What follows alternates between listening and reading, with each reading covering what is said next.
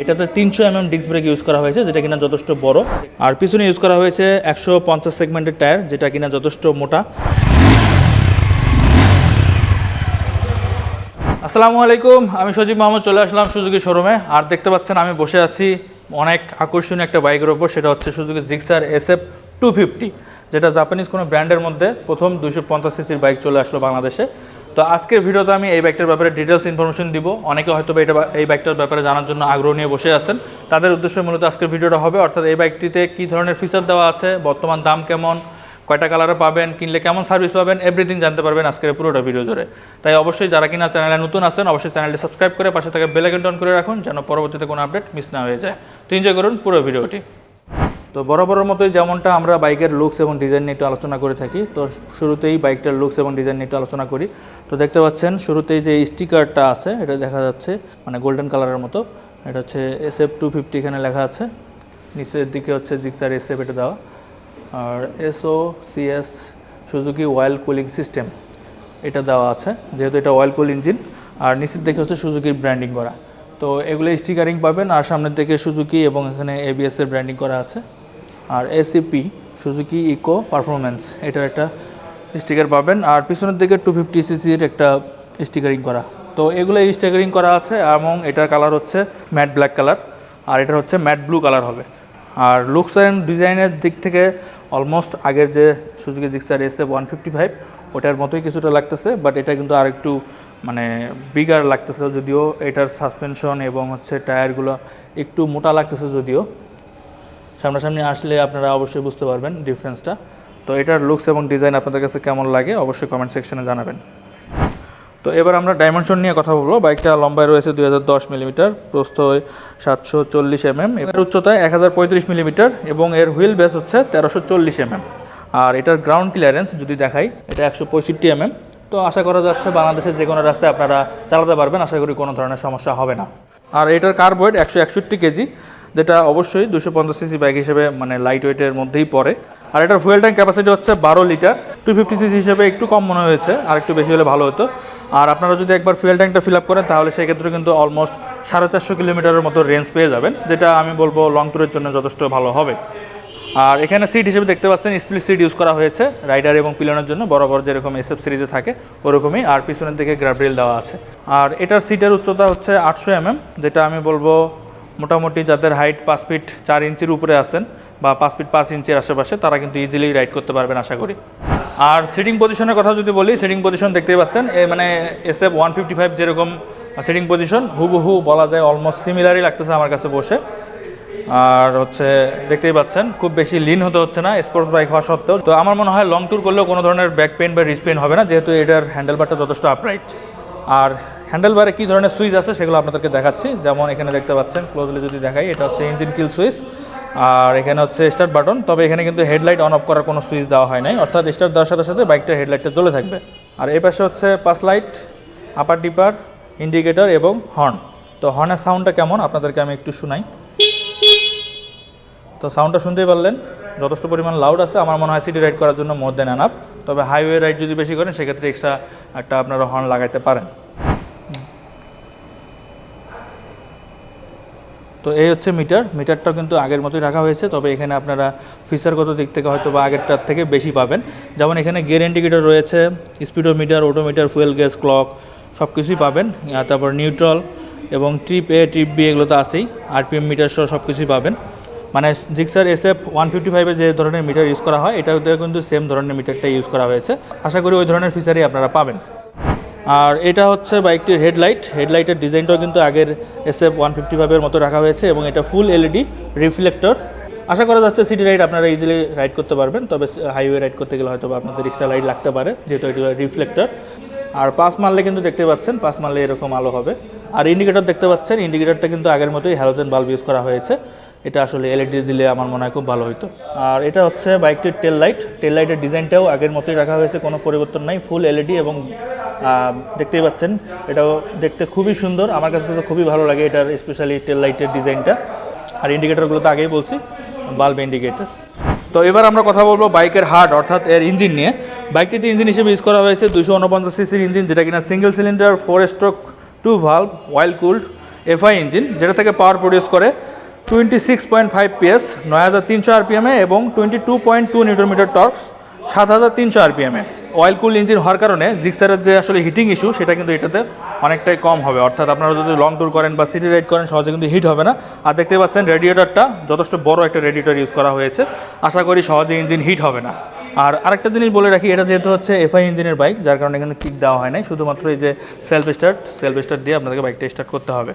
আর এখানে গিয়ারটা দেখতে পাচ্ছেন, গিয়ার হিসেবে এখানে ইউজ করা হয়েছে 6 স্পিড গিয়ার বক্স। তো আশা করা যাচ্ছে এটা যথেষ্ট স্মুথ হবে এবং হাইওয়ে যখন রাইড করবেন তখন অবশ্যই আপনারা খুব ভালো রাইডিং এক্সপিরিয়েন্স পাবেন।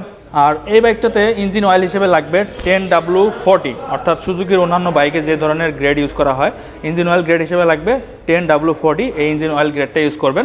তবে আপনাদেরকে বলে রাখি এখানে কিন্তু ফুল সিনথেটিক ইঞ্জিন অয়েল ইউজ করতে হবে, কোম্পানি থেকে এটা রিকমেন্ড করে।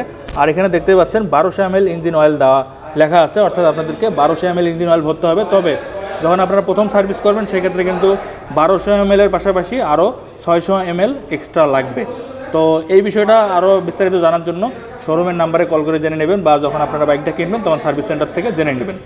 আর সবসময় ইঞ্জিন অয়েল গ্রেডটা 10W40 এটাই মেনে চলা, মানে এটাই সবসময় ইউজ করবেন, তাহলে কিন্তু বাইকটা থেকে যথেষ্ট পরিমাণে ভালো সার্ভিস পাবেন। আর এবার বলে দিচ্ছি বাইকটার মাইলেজের ব্যাপারে। কোম্পানি ক্লেম করতেছে বাইকটা মাইলেজ দিবে সিটিতে অলমোস্ট 35 এবং হাইওয়েতে গেলে অলমোস্ট 40-র আশেপাশে আপনারা মাইলেজ পাবেন, যেটা কিনা আপনারা 250cc বাইক হিসেবে অবশ্যই খুবই ভালো মাইলেজ বলতে হবে যদি এরকম মাইলেজ সত্যিকার অর্থে পাওয়া যায়। বাট আশা করা যাচ্ছে এরকম আপনারা মাইলেজ পাবেন যদি আপনারা আরপিএম মেনটেন করে রাইড করেন। আর আরপিএম মেনটেন করে রাইড না করলে হয়তো একটু 19-20 হতে পারে। আর এটা যদি টপ স্পিডের কথা বলি, টপ স্পিড কিন্তু অনায়াসে 150+ পাওয়া যায়, মানে আমি ইন্ডিয়ান অনেকগুলো রিভিউ দেখলাম 155 পর্যন্ত এটা টপ স্পিড পাওয়া গেছে, যেটা আমি বলবো 250cc বাইক হিসেবে মোর দেন এনাফ। আর এই হচ্ছে বাইকটির সাসপেনশন হিসেবে সামনে টেলিস্কোপিক সাসপেনশন ইউজ করা হয়েছে, তবে কাগজে কলমে এটা কিন্তু 41 মিলিমিটার। আর এইখানে দেখতেছেন ডিজাইনটা একটু ডিফারেন্ট আছে 155-এর তুলনায়। তবে এটাতে আমার মতামত এখানে যদি ইউএসডি সাসপেনশন দেওয়া হতো আমার মনে হয় খুবই ভালো হতো।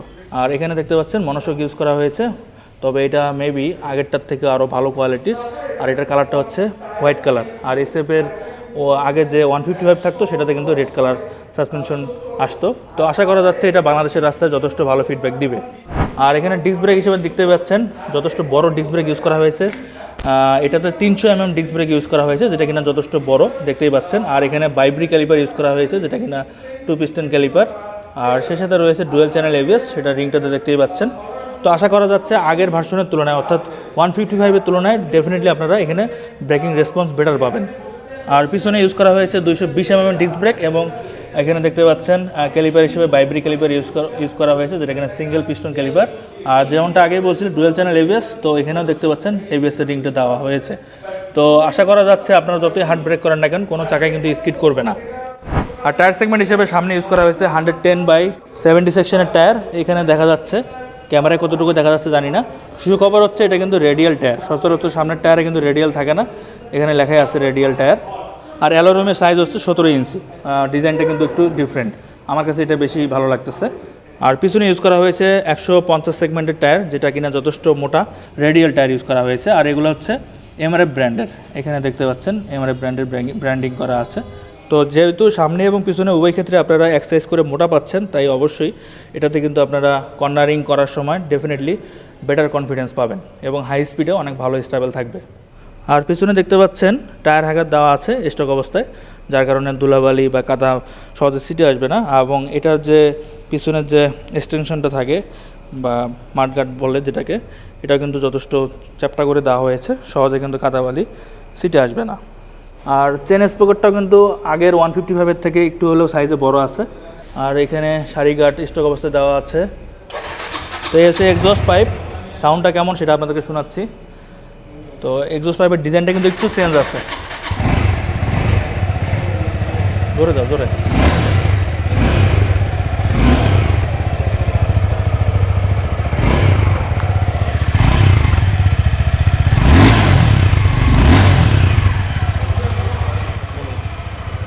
তো সাউন্ডটা কেমন শুনতেই পারলেন। আর আমার কাছে মনে হচ্ছে সাউন্ডটা আগের থেকে আর একটু বেস বেশি মনে হচ্ছে এবং ভারী লাগতেছে। তো আমি জানি না কতটুকু সাউন্ড শোনা যাচ্ছে, মানে মাইক্রোফোনে কতটুকু সাউন্ড আসছে। আর এখন বলে দিচ্ছি যেটা মেইন আকর্ষণ, অর্থাৎ বাইকটার প্রাইস কত। তো বর্তমানে এই বাইকটার প্রাইস রাখা হয়েছে 4,49,950 টাকা, দ্যাট মিন্স 50 টাকা কম, 4.5 লক্ষ টাকা। তো এই বাইকটার প্রাইস সম্পর্কে আপনাদের কি মতামত অবশ্যই কমেন্ট সেকশনে জানাবেন। আর একটা জিনিস বলে রাখি, এই বাইকটা যদি আপনারা সুজুকি রাইডার জোন থেকে কেনেন তাহলে 6টা ফ্রি সার্ভিস পাবেন এবং 3 বছর অথবা 40,000 কিলোমিটার পর্যন্ত ইঞ্জিনের ওয়ারেন্টি থাকবে। তো আমার মনে হয় যথেষ্ট পরিমাণে আপনারা সার্ভিস পাচ্ছেন, মানে বিশেষ করে ইঞ্জিন ওয়ারেন্টির ক্ষেত্রে। আগে কিন্তু সুজুকি কোম্পানি মাত্র 2 বছরের ইঞ্জিন ওয়ারেন্টি দিত, এখন কিন্তু 3 বছর তারা করছে, তো এটা অবশ্যই ভালো দিক। আর সেই সাথে 6টা ফ্রি সার্ভিস পাবেন। তো যারা কিনা এই সুজুকি জিক্সার SF 250 বাইক কিনতে যাচ্ছেন তারা অবশ্যই সুজুকি রাইডার জন্য আসতে পারেন। এখানে কিন্তু সকল ধরনের কালার আপনারা পেয়ে যাবেন, আগেই বলছি যেমনটা ব্ল্যাক কালার এবং হচ্ছে ব্লু কালার, অর্থাৎ দুইটাই কিন্তু ম্যাট কালার, দুইটাই আপনারা এই শোরুমে অ্যাভেলেবেল পেয়ে যাবেন। তো আপনাদের সুবিধার্থে শোরুমের অ্যাড্রেস এবং ফোন নাম্বার দেওয়া থাকবে। আর এছাড়া আপনাদেরকে বলে রাখি, এই সুজুকি রাইডার জোনটা হচ্ছে প্রসিকা মোড়েই অবস্থিত। তাছাড়া আপনাদের সুবিধার্থে শোরুমের অ্যাড্রেস এবং ফোন নাম্বার ভিডিও ডিসক্রিপশনে এবং স্ক্রিনে দেওয়া থাকবে, যাদের প্রয়োজন হবে তারা অবশ্যই যোগাযোগ করবেন। তো এই ছিল এই SF 250 বাইকটার ব্যাপারে ডিটেলস ইনফরমেশন। এর বাইরেও যদি আপনাদের কোনো কিছু জানার থাকে অবশ্যই কমেন্ট করবেন, আর ভিডিওটি ভালো লাগলে অবশ্যই একটা লাইক করবেন, চাইলে বন্ধুদের সাথে ভিডিওটি শেয়ার করতে পারেন। তো আজকের মতো এই পর্যন্তই, সবাই ভালো থাকবেন, সুস্থ থাকবেন, আর অবশ্যই ট্রাফিক আইন মেনে চলবেন। আল্লাহ হাফেজ।